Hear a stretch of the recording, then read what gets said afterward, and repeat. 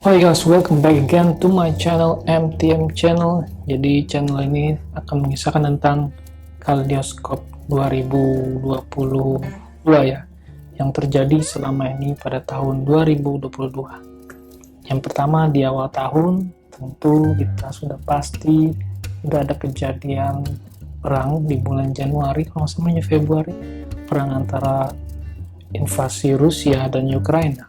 Jadi Rusia mencoba untuk menginvasi Ukraina dengan melanggar garis batas wilayah, sehingga di hal ini membuat sekutunya Ukraina, Amerika, dan juga negara-negara Eropa menjadi panik pada saat itu, sehingga mulai mengirimkan beberapa persenjataan ke perbatasan Ukraina dan juga mulai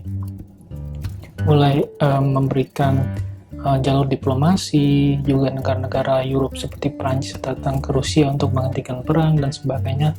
Namun upaya ini sia-sia dan sampai sekarang masih terjadi perang di daerah Ukraina dan perbatasan Rusia. Jadi masih terjadi perang di sana.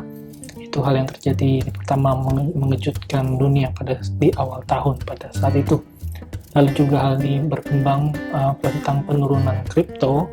Pada saat itu beberapa perusahaan-perusahaan Web3 juga berupa perusahaan-perusahaan NFT, juga harga NFT sudah mulai istilahnya bubble, lalu pop up pun terjadi. Jadi bubble itu pecah, menyebabkan banyak harga NFT pada saat itu sangat turun ya, mulai dari Bored Ape Yachts dan juga beberapa NFT lainnya, termasuk juga beberapa project cryptocurrency dan koin Indonesia. Jadi dunia cryptocurrency pada saat itu mengalami penurunan atau pop up bubble ya pada saat itu. Walaupun sempat naik sebenarnya di awal bulan Januari, Februari, kemudian perang meletus, langsung turun. Terus kemudian pada pertengahan Maret, April, Celsius dan juga beberapa perusahaan Web3 lainnya diisukan bangkrut karena tidak bisa membayar customernya gitu. Jadi beberapa orang yang men-staking dananya di situ tidak bisa dikembalikan kembali. Ini juga terjadi pada Luna ya. Luna Coin, banyak orang yang menaruh duitnya di Luna Coin dan juga staking di Luna, ambles pada saat itu karena dikabarkan Dokon pada saat itu tidak dapat mengembalikan dana nasabah yang jumlahnya cukup sangat besar karena terjadi defect dolar. Jadi $1 tidak sama dengan 1 USD Luna pada saat itu, sehingga menyebabkan $1 mungkin sekitar 0,5 USD Tether Luna pada saat itu, kemudian 0,2 Tether Luna pada saat itu, bahkan sempat menyentuh 0,1 Tether Luna pada saat itu, sehingga $1 tidak sama dengan 1 USD Tether Luna pada saat itu. Hal ini menyebabkan banyak dana konsumen yang terjebak di sana, berpengaruh pada harga koin Luna pada itu sangat jatuh sekali, bahkan bisa minus 1000%, bahkan koinnya bisa 0,0000, harganya bisa 0 alias gratis koin itu, sampai diperdagangkan di Binance ya, sangat minus sekali. Hal ini semua cukup menggemparkan dunia, banyak dana-dana konsumen yang hilang di saat itu. Hal ini sungguh-sungguh menghebohkan dunia perkriptoan pada saat itu. Setelah Luna, kemudian Celsius mulai terganggu karena dananya sebagian disimpan di Luna. Lalu kemudian beberapa bulan kemudian sebenarnya dunia sudah mulai membaik dari pandemi ya, dari tahun-tahun lalu. Sebelum-sebelumnya dunia sudah mulai menghadapi masa endemi. Jadi dunia sudah mulai baik sekali, sehingga ekonomi sudah mulai jalan, tapi terkecuali Cina masih lockdown, one policy lockdown. Bahkan sampai sekarang di akhir tahun ini Cina masih sudah mulai melonggarkan one channel lockdown policy, tapi masih banyak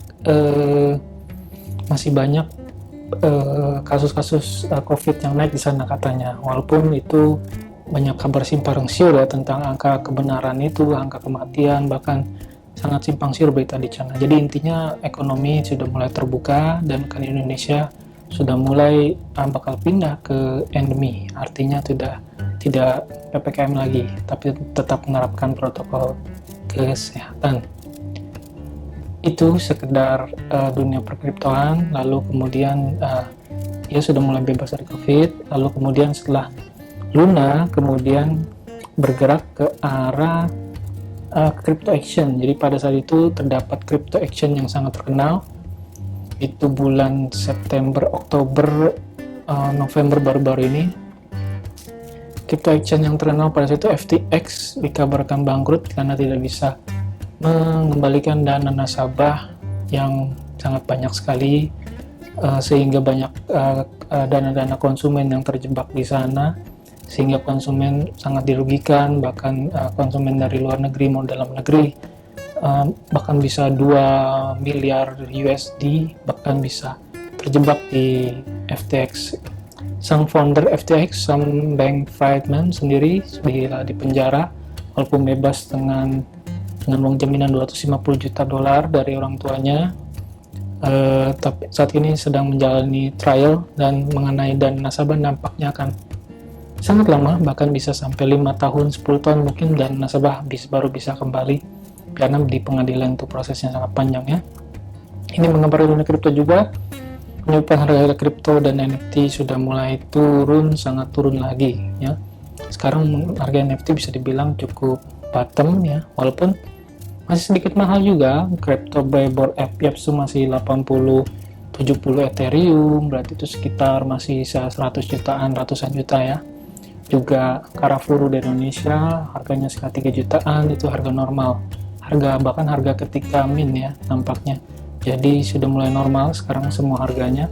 NFT jadi apakah sudah bottom? Belum tentu, karena 2023 masih dikejutkan dengan suku bunga The Fed ya. Oh ya, sepanjang tahun ini suku bunga The Fed diteruskan naik sehingga menyebabkan terjadi penarikan dolar kembali ke Amerika, sehingga dolar menguat, dan juga Bitcoin dan investasi high risk lainnya mengalami kekurangan likuiditas, sehingga harga-harga sudah mulai pada turun ya. Ya, itu tadi tentang The Fed juga ya. Sepanjang tahun ini The Fed menaikkan suku bunga dan ternyata terjadi inflasi. Jadi dalam tahun ini terjadi cukup hal-hal yang mengejutkan, tapi tidak semengejutkan tahun 2021 dan ke tahun 2020, di mana pandemik menjadi poin atau inti dari semua masalah di dunia.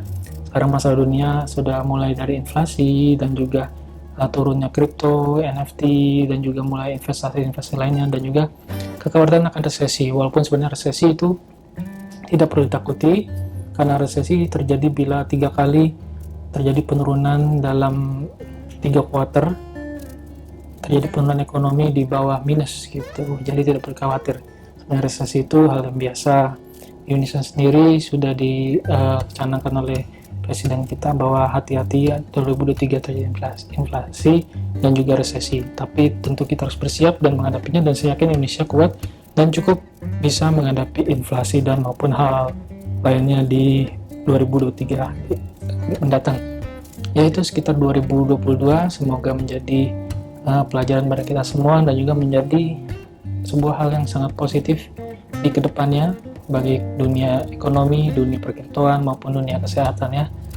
Oke, sekian kaleidoskop saya mengenai panjang tahun 2022. Sampai jumpa di channel saya berikutnya. See you and goodbye.